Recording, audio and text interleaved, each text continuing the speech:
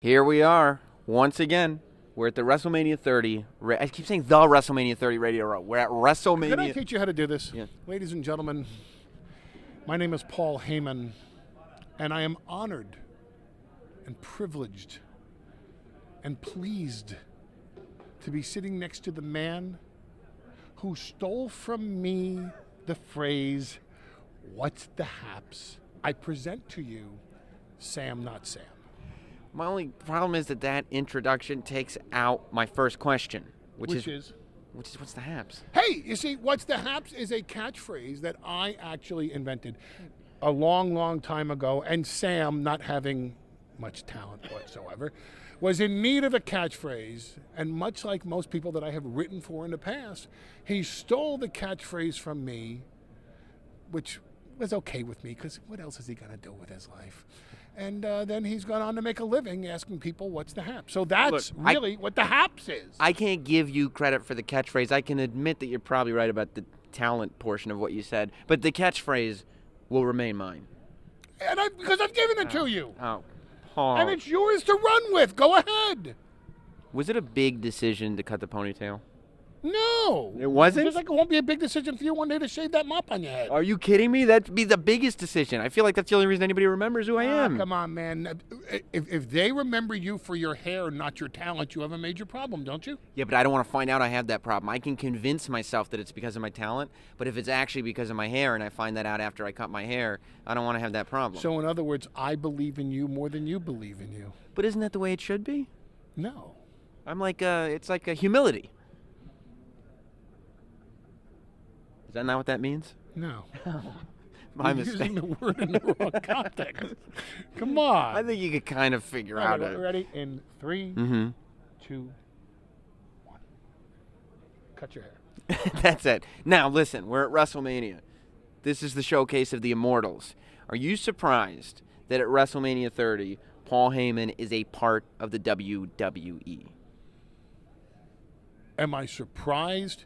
Yes, and I applaud WWE for having the vision and for having the clear-sightedness to retain the services of someone like Paul Heyman, though there's no one like Paul Heyman, to make WrestleMania 30 even bigger in scope by having it endorsed by me. Is that what that's all about? They want to make sure we get the Paul Heyman seal of approval on WrestleMania? Absolutely. I had no idea. And you know why? Why? Because I cut the ponytail. Because you cut it. It Yes. looks perfect. You do. I will say this. I saw you come out on TV, lost some weight, cut the ponytail. You look more professional.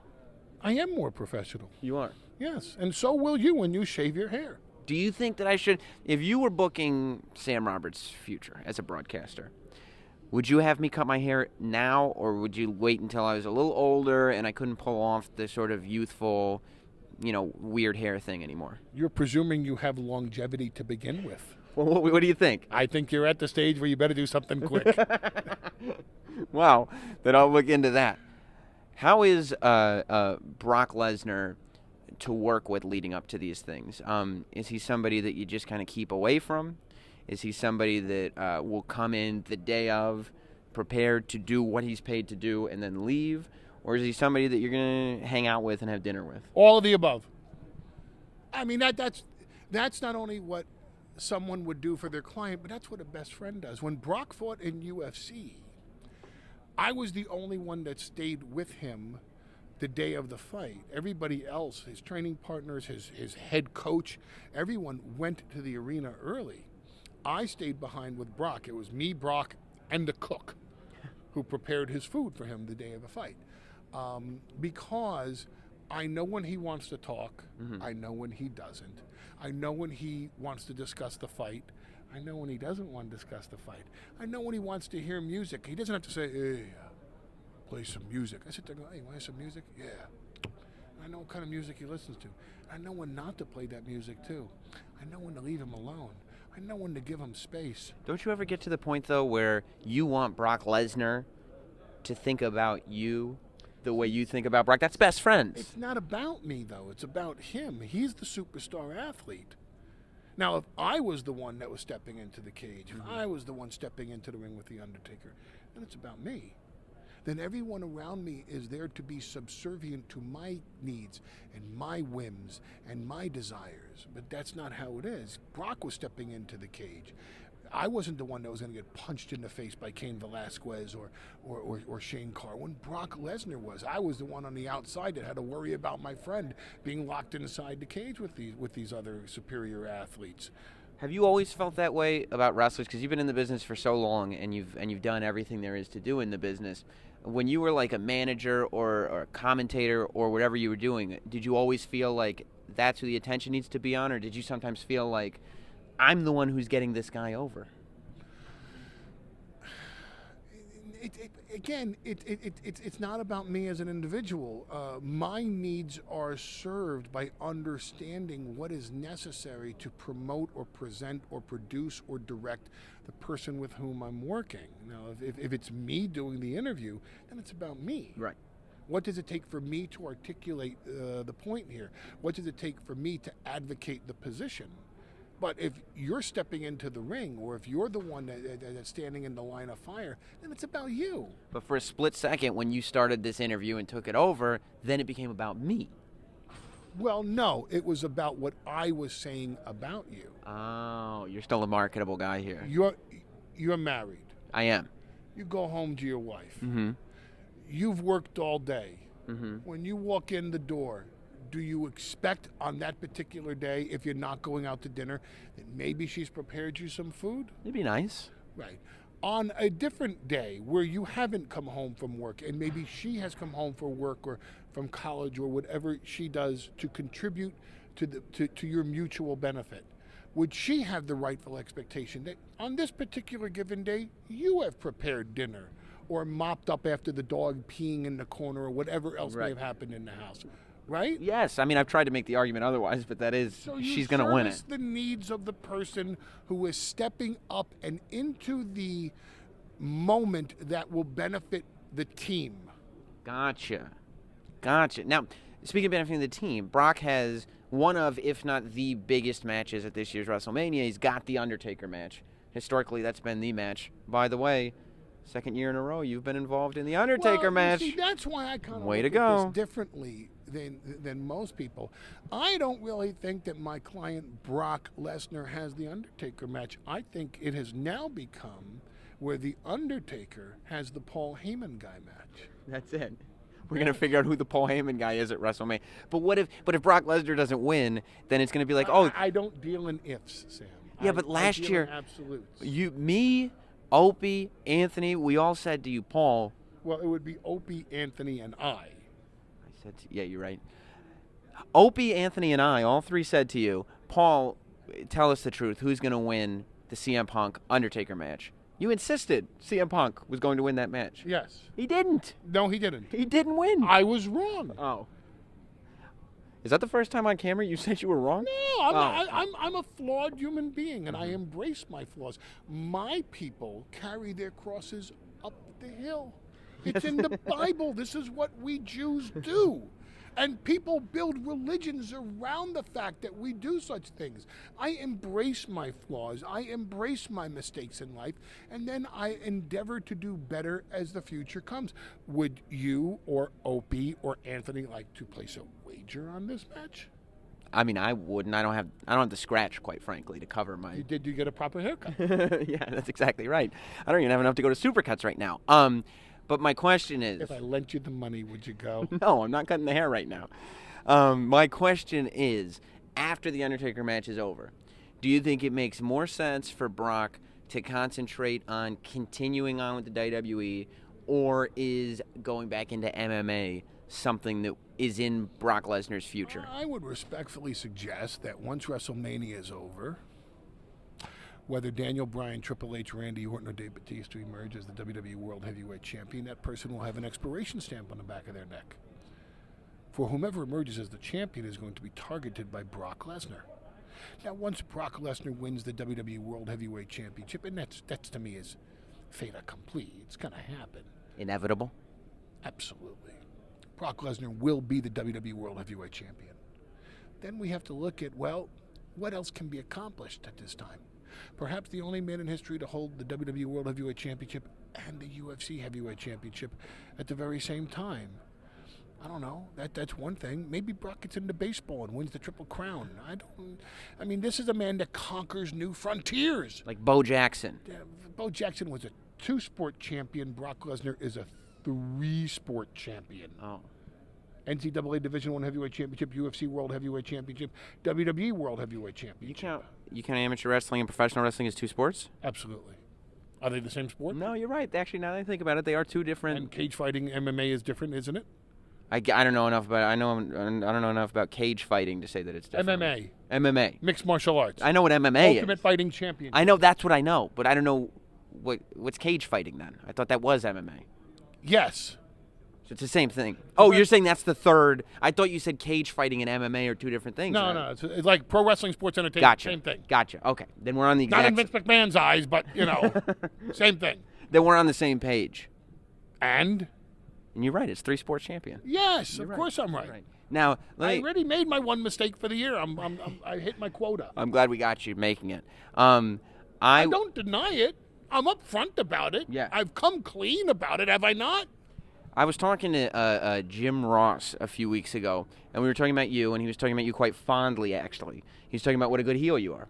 And he said that you figured out how to tap it. Well, he didn't say literally, but what I took from him was you figured out how to tap in to the anti-Semitism of a lot of Southern wrestling fans back in the early days. This is what you took from a conversation with Jim Ross. Yeah, he was talking about being a So Jew this from is- Scarsdale. So this is a New Yorker's interpretation of what an Oklahoman had to say. Right, exactly. So we can't take it verbatim. But did you find, because you were wrestling at a time when it was not wrestling, involved in wrestling, at a time when it was dangerous to be a bad guy. Did you have any situations? Hence the name Paulie Dangerously. Right. Right. And the Dangerous Alliance. Of course. Did you have any sort of close calls? Did you have to travel with security at times? Did you go through the times that I don't know, threats or anything like that? Yes. You did? Yeah. Did it ever But it stop? wasn't because I was Jewish, it's because I was an effective heel. Maybe that's why Jim Ross wanted to kick my ass all the time. But it's I really didn't walk down the street and they go, hey, you know what? I like him on television, but he's a Jew. Let's string him up. It wasn't that? No, that's the guy from television and he happens to be a Jew. Let's string him up. Uh-huh. I could have been African American. I could have been Puerto Rican. I could have been Muslim. I could have been a Canadian. I could have had hair I couldn't have had hair like that. But anyway. You wish. I certainly do. But the point is, people didn't want to kick my ass because I was Jewish. They wanted to kick my ass because I was a good heel. So you didn't encounter anti-Semitism in wrestling? Oh, in wrestling? Yeah. Or from fans? Well, you tell me. No, you tell me. In wrestling. You know he's Jewish, right? I'm not Jewish. You're not? No. You're a closet Jew. And because you understand that this is like all Jews' obsession. Because there's like this obsession with oppression that Jews have that we always have to ask other Jews, like, oh, you faced anti-Semitism, haven't you? So Sam, who, if he would actually cut that hair, would realize his head was meant for a yarmulke, is actually a closet Jew who obsesses over my bouts with anti-Semitism in my life as opposed to his own, since he denies the clear fact with that nose that he's a Jew. First of all, my nose is not a Jewish nose. And second of all, how did this go from one It's question? okay, it's all right. How did this go You from... won't face anti-Semitism, maybe from Jim Ross. How did this go from one question about anti-Semitism? Heyman was an effective heel because he was a Jew. That's not what I said. That's what you said. Jim Ross said. I said that's what I was able to imply from... I've only received love and affection from Jim Ross, See? who has embraced my people and has offered to come to synagogue to learn more about my culture. But you made him an anti-Semite. No, that's not. I didn't make him. I said he was speaking of you fondly. But my problem is, I don't understand how we went from me just asking you if you had faced Because anti-Semitism you said to being that obsessed with. I'm not obsessed with it. because- I've never even talked to you about this Because before. you said that Jim Ross implied to you that it was your interpretation of the underlying current of what Jim Ross had to say. Right. That I was hated by the wrestling fans because I was a Jew. No, that you were able to tap in. To their anti-Semitism. Right. That the wrestling audience back in the day was filled with anti-Semites. There might have been some. I don't know. I wasn't there. I'm saying there might have been some. That was the question for you. But what did he say that elicited that response from you? Well, I don't know the literal thing that he said. I don't have it written down right now. It's Radio Row, and I don't have time to. I didn't know you were going to be here. I don't have But time that was to. your interpretation True. from what he said in Oklahoman. That's a problem. He said it in Oklahoma, and maybe we got lost in translation somewhere. But I think that's what he was getting at. I didn't want to offend you with that I want to question. go on the record and say I believe Jim Ross loves the Jewish people. I believe that too. And that if Jim Ross wasn't from Oklahoma, he'd want to be from Tel Aviv. I don't know if I can go quite that far, but let me ask you. JR, shalom. We were talking about your best friend Brock Lesnar, a quote that you once used about CM Punk. He is apparently... It was him. Talking about anti-Semitism. We're not talking about anti-Semitism. See, now who's obsessing with anti-Semitism? I'm a Jew. Of course I'm obsessed with anti-Semitism. That's Why what I thought. wouldn't I? Especially when you bring it up about why people hate me because I'm a Jew. My question about CM Punk anyway. Did you know he was going to leave the company? Did it surprise you that he left the company? Didn't surprise me. Didn't know when it would happen, but figured it was inevitable, yeah. And do you think this is one of those scenarios? I mean, we've seen guys leave the company when they're hot before. Stone Cold left the company. He walked out and he came back. And other people, Shawn Michaels has left the company and come back. Do you think CM Punk will eventually be back? You know, and I've answered this question a bunch of times today. And Give me a little something extra with my answer, if you don't mind. I just want to stand out from the pack a little bit. you do with that hair. Exactly. There were 3 people in the room when CM Punk quit. CM Punk, Vince McMahon, Triple H. None of the 3 have made a public statement regarding it. So whatever went on in that room is amongst the 3 of them. And anybody that speculates what happened in that room or what's going to happen based on the conversation that happened in that room, is just spreading rumors. Yeah. Because those are the only 3 people that truly know what happened. So for me to tell you, well, this is what I heard, but I heard it. I don't know it. I wasn't in there. And when one of the 3 or 2 of the 3 or all 3 of them want to share their experience with the public, then we'll know more. And until then, we're left to guess. Right. He hasn't texted you? You used to be best friends. But that's a different question. You're asking me about my level of communication with CM Punk, which has nothing to do with whether he'll be back or not, or what happened in the room that day. Has he texted you? What's the next question? Have we ever held hands? Well, I'm curious. Yeah, I would ask that. Does he like Jews? I mean, my communication or lack thereof with a person that I've had a friendship with for almost an entire decade is irrelevant to the business question at hand as to if and or when he will ever return to WWE. If I have had conversations with CM Punk, and one should presume that I have, the friendship didn't end because he left the company, just like his friendship with me didn't end because I left the company however many years ago. It has nothing to do with the fact that your question to me was, will he ever be back? Mm-hmm. You're right. If you're now asking me about my friendship with Punk, I will tell you that my friendship with Punk is not affected by business decisions. That's beautiful. I wish I had relationships in my life that were as I strong wish as you yours. had relationships too. Just in general, with anybody. general. I wish somebody would acknowledge my existence. Opie, Anthony, anybody. Right. Well, Paul, Shouldn't it by now be Opie, Anthony, and Sam? tell them. Don't tell me, because Do you know why it's not Opie? Opie. Opie. You know why it's not Yeah. Opie? Because it'd be a stupid name. Do you know why it's not Opie, Anthony, and Sam? Why? It's the latent anti-Semitism because they know you're a closet Jew. I'm not Jewish. Yes, you are. Paul. Don't tell Jim Ross that you're not Jewish. Jim Ross loves the Jewish people.